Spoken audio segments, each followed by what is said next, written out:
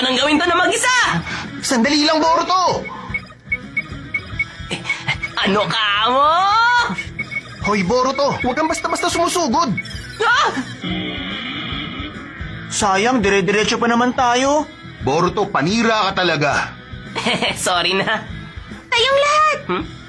Konting oras lang dapat ang pahinga nyo. Pasensya na. Tapusin na natin to kagad. Okay. Kung makikita nyo, halos lahat ng parte dito tapos na ang trabaho. Yung bahagi mo na lang, Metal, ang natitira. Hoy, Metal! Dahan-dahan naman! Metal!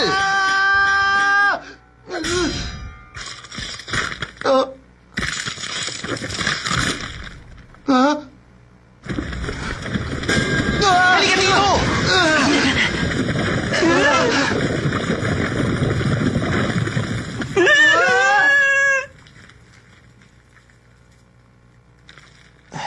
Class rep, okay ka lang ba?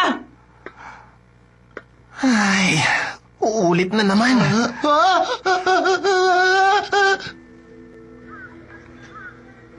Ay, nakakapagod. Ang saklap ng araw na to. At sino ba kasi may kasalanan nito? Oo nga pala. Gusto niyo bang kumain ng hamburger? Meron akong discount coupons dito.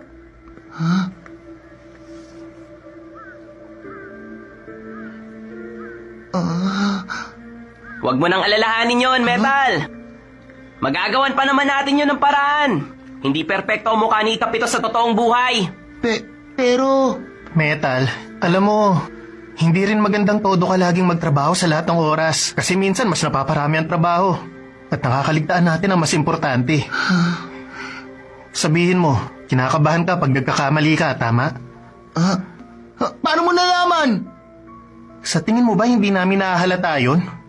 Gayon pa man, kahit sa mga ganyang bagay, masyado ka pa rin talagang honest. Masyado akong honest? Kahit gaano pa kahirap ang pagsasanay mo sa kabundukan, kung hindi mo naman matatanggal ang kaba mo, baliwala ang lahat. Oo nga pala, nawala sa isip ko na... Dito nga pala ang daan ko. Metal! Shikaday, ganun ba dapat makipag-usap sa kanya? Dapat kasi nagsalita ka rin. Tingin ko, sa ating lahat si Metal ang pinakamasikap.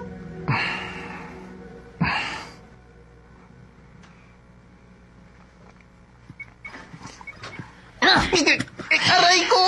Sabihin mo, ano bang ginawa mo sa eskwelahan ngayong araw? Wala po. Si Boruto po ang may kasalanan. Nagtataon lang na nadamay ako sa gulong nangyari. Bakit nagdadahilan ka pa? Para kang hindi lalaki! Mama! Nandito na ako. Oh, anong meron? Nagka-problema ka ba, Shikaday? Hindi po, Papa. Wala po akong ginawang masama. Kausapin mo nga yung anak mo. Lagi na lang siya nasasangkot sa gulo sa academy.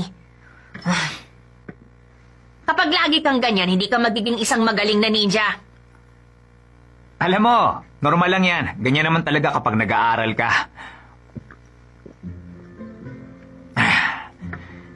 Isipin mo na lang na parte ng pagiging magaling na ninja ang napapagalitan. Dahil ang totoo niyan, anak, wala namang kasing perpektong bata. Sabihin mo, kinakabahan ka kapag nagkakamali ka, tama? Gayon pa man, kahit sa mga ganyang bagay, masyado ka pa rin talagang honest. Tulad din lang siya ng ibang bata. Mapapagalitan at mapagsasabihan bago matuto. Kung hindi, baka matulad siya sa iba na bulok ang kalooban. Hindi marunong magsisi kapag nagkakamali at hindi humihingi ng tawad. Shikaday, ganun ba dapat makipag-usap sa kanya? Tama po kayo, Papa. Kaya Marie, huwag ka nang mag-alala. Naiintindihan naman niya. Oo nga pala, nagugutom na ako. Tara na, kumain na tayo. Oh? Masyado kang maluwag sa kanya. Kaya naman lagi na lang napapasama sa gulo yung anak mo. Ano ka mo? Ako na ba ang pagagalitan mo ngayon?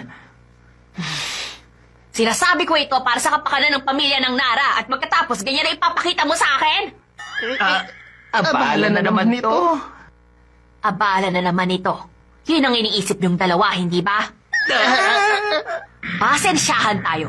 Wala kayong hapunan ngayon.